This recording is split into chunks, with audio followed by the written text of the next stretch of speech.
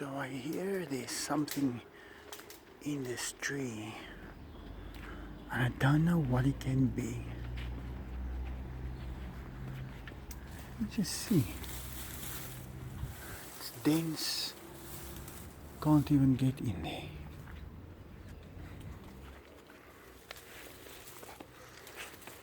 Puppies are around here. I'm thinking we've got a puppy climbing the tree. Gonna try and open up. Yes. Sorry guys, you just heard me sneeze there. Something is making me sneeze, but I can hear him sniffing around here. But this is dense. This is not. It's not possible to even. There he is. I cannot believe it. It's Daisy. Daisy? She's right in this bush. Look at that. Daisy, kom uit daar. Come out, Daisy. Look at that. I've always said it. This is one of the most capable dogs I've seen in my life. I've never seen a dog that's able to climb like this. She can fly. You just watch her and she comes running past you, and she's so much of the time in the air that it qualifies for flying. And the little ones are just checking what is going on there. What is she looking for? I wanted to come out, but Daisy, come. And let me remind you, she's been spayed the weekend, just before the weekend, on Friday. I think it was on Friday. And this is what she does. She's keeping herself busy climbing in these trees. This used to be a bush where Ozzy once climbed into. What's that? Can you believe it? And she's out. Now I know there is a couple of rats around here, and I'm sure that she was after a rat. So yeah, I'll see if I can tag that video in here, make it an end screen where Ozzy was on this tree. It was really funny when I saw it. It was amazing. And I couldn't believe it as he was on top there. It was a little bit shorter than it is now. But yeah, that goes to show dogs can climb trees. Enzo Key!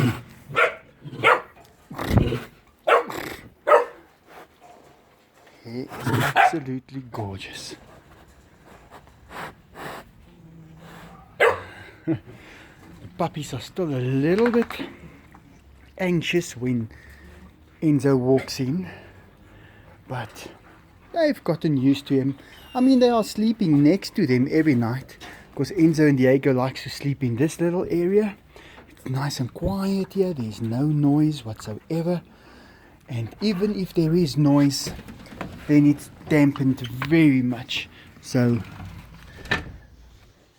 not a problem for them. And then they are also sleeping out there because it's just a little bit of a mess if they sleep inside. So I'm trying to make them used to spending time outside, although they are able to come inside the house. Mother cat, she's gonna say something. She always does. Let's go see where the tigers are at. And there's Diego. Always greeting, friendly as can be. He's already ate. My hands are now full of that bush where I took Daisy out, and he's just smelling it. Just goes to show. Usually he would not even allow me to film him, but when you get to him and I put my hand right in his face where he can reach it, then he goes and he considers it And he opens his mind that he does not want to bite me because he's got the opportunity. But if I don't give him the opportunity, I will never know. So that's why I'm really confident with Diego that he won't bite me, because I've given him the opportunity so many times and he's never taken it. And when you negotiate with something powerful, there is no point in trying to fight. That is the worst thing you can do. What you have to do is you must show them respect. And in this case, I'm handing Diego my hand. He can take it if he wants it, and it's on the table. But he does not want it because he never did. But it helps our relationship a lot by showing the trust. And I do trust him, even though there's certain times when I shouldn't, I still do. And that is only because we've got this arrangement. We approach each other without wanting anything from each other. He's an amazing tiger, and I'm his dad. And he looks after me and I look after him. And we do not need to get that in writing. We don't need it.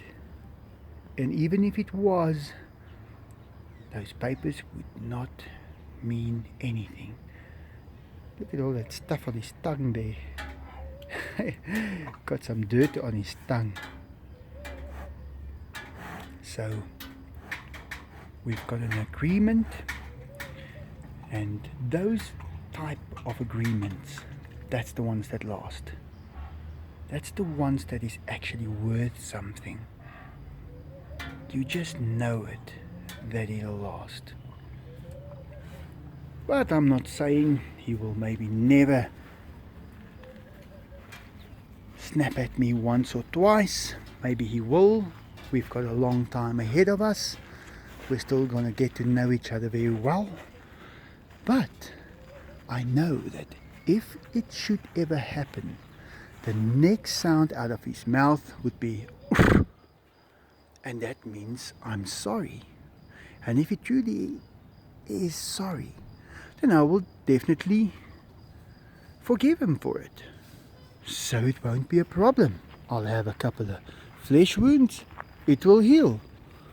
He's going to have a couple of shots against his head, I suppose, and a shot down his eardrum, but he would also forgive me.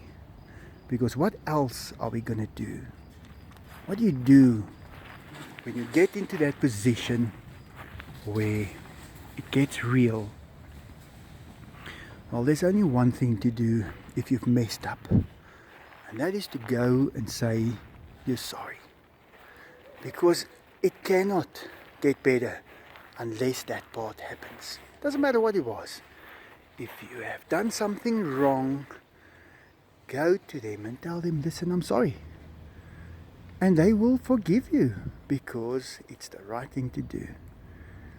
But if you have taken something from someone and everybody knows that you did it in any way, you're just paying the price already, and you will keep on paying the price.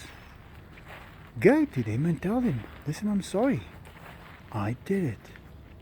And they will be able to forgive you. They'll probably tell you, okay, you know what, you have to make it up. But that can be done. It's no problem.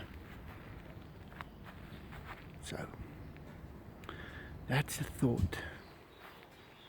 If you messed up, make it right. I'm willing to forgive these tigers for something that they have not even done yet, just because that's the way it is. And even if they don't say sorry, I can still forgive them, but they would not have earned it. You only earn it if you have asked that forgiveness. And that forgiveness is the part that means you truly are sorry and you would not do it again. Because you can rather trust someone who said they were sorry than someone that has never admitted to doing anything wrong in the first place. Wow. Okay. But it makes it easy because these are tigers. But theoretically, they should bite me. Not necessarily. I think humans bite much harder than tigers do.